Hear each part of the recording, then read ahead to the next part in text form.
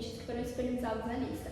A gente vai começar com a alternativa A, que é o limite de x ao quadrado menos 4x sobre 2 menos x quando x tende a 2.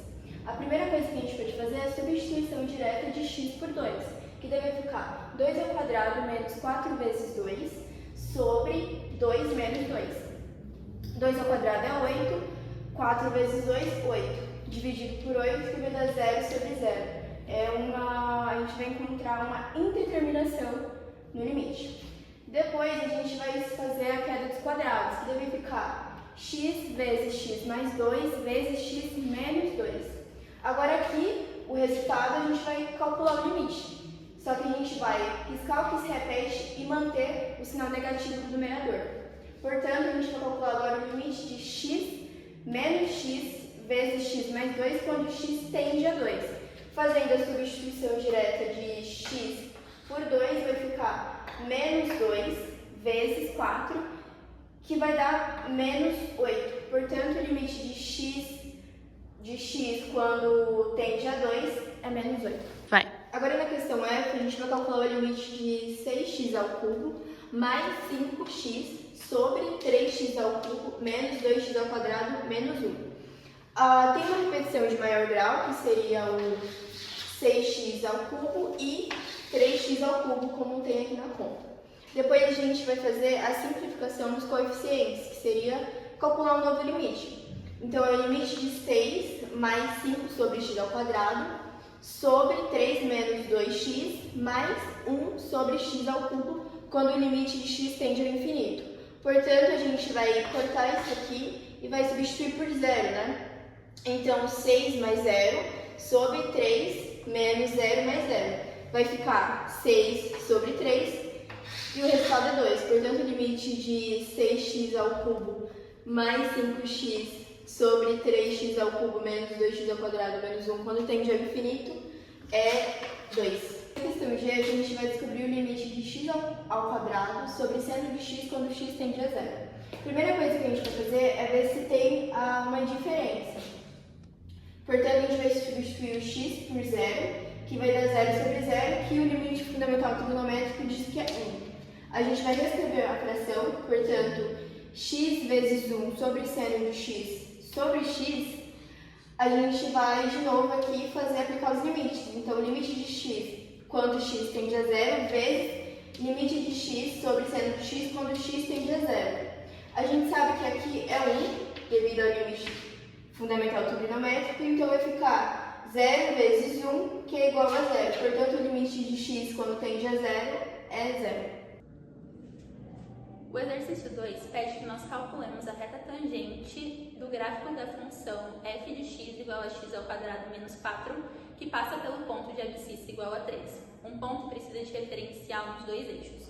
Como nós já temos o valor de x, vamos calcular o valor de y, substituindo 3 na função e calculando f de 3. Ao calcular o f de 3, temos que o valor de y é igual a 5, e esse é o referencial completo do ponto.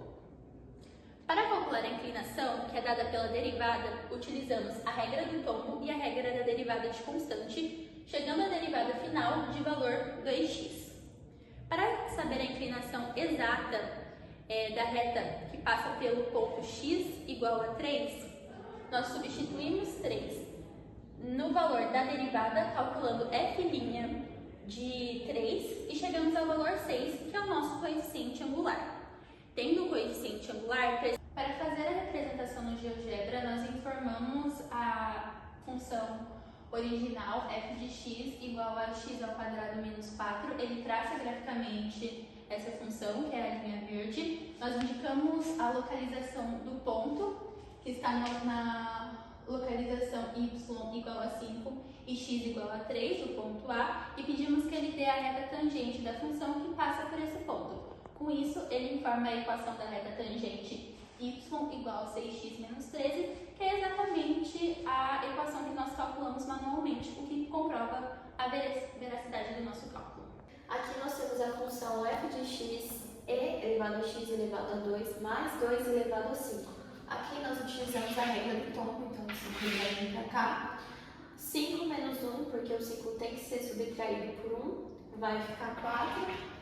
Então aqui é a função com a regra do tombo, aqui nós vamos pegar isso aqui e transformar para saber a derivada. A derivada de x de e elevado a x elevado a 2 é e próprio, de 2 a 0. Só que aqui nós temos uma multiplicação com a própria derivada que chega a 2x.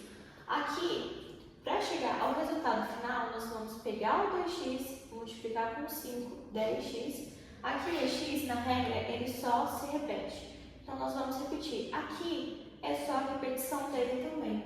E nós chegamos ao resultado final da função da derivada. Agora eu vou explicar a função f de x raiz quadrada de 3x menos 2. É uma função composta. Vamos usar a regra da cadeia.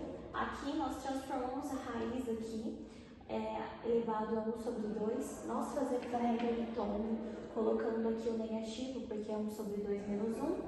Aqui nós já vamos resolver 2 é 0, né? 3x, 3. Ainda vamos fazer 3 vezes a fração, 3 sobre 2. Aqui vezes, repetindo, menos 1 sobre 2. Aqui nós vamos ter 3 sobre 2 vezes 3x menos 2 elevado a 1 sobre 2. E aqui nós temos o 3 sobre 2 raiz quadrada de 3x menos 2. Esse aqui é o nosso resultado, ok? E aqui nós utilizamos a regra da cadeia, a regra do tombo, para poder fazer essa questão. Eu espero que você tenha entendido, né? Temos muito tempo, mas é isso. Aqui essa função, ela é multiplicação, nós vamos usar a propriedade logarítmico para poder separar e fazer uma regra da soma. Aqui, após a regra da soma, nós vamos ter a exclusão disso aqui, porque são funções inversas, né? Nós vamos fazer e vai se transformar em lnx mais x. O lnx é 1 sobre x e o x é 1.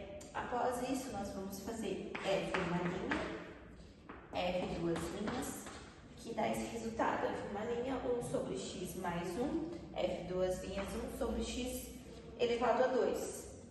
E esse aqui é o nosso resultado. Eu espero que a senhora tenha entendido. A gente não tem muito tempo para poder explicar de uma forma adequada, mas essa foi a minha resolução, usando a regra da soma, a propriedade logarítmico, excluindo as funções inversas e deixando aqui. No exercício 4, como primeiro passo para analisar os pontos de crescimento, decrescimento e pontos críticos, nós vamos calcular a derivada primeira da função f de x igual a e elevado a x dividido por x ao quadrado, utilizando a propriedade do quociente, que é f sobre g' igual a f' g menos f' sobre g2. Aplicando essa propriedade à função original para derivá-la, nós obtemos a derivada de valor ex, que multiplica x menos 2 sobre x ao cubo. Para calcular o ponto crítico, nós igualamos essa derivada a zero, realizamos as operações, e como e será um e elevado a x, sempre será um valor positivo independente do valor adotado por x, a única resolução possível é x menos 2 igual a zero, o 2 passa somando, e obtemos o valor de x igual a 2, que é um ponto crítico. Quanto à concavidade, os pontos de inflexão, nós calcularemos a derivada segunda da função original, aplicando novamente a regra do quociente à primeira derivada. Ao aplicar a regra do quociente na primeira derivada, nós obtemos a segunda derivada de valor ex, que multiplica x ao quadrado menos 4x mais 6 sobre x à quarta. Como e elevado a x sempre será um valor positivo independente do valor que x adotar, e x à quarta também será um valor positivo para todo o valor de x que não seja zero, nós podemos utilizar somente o termo x ao quadrado menos 4x mais 6.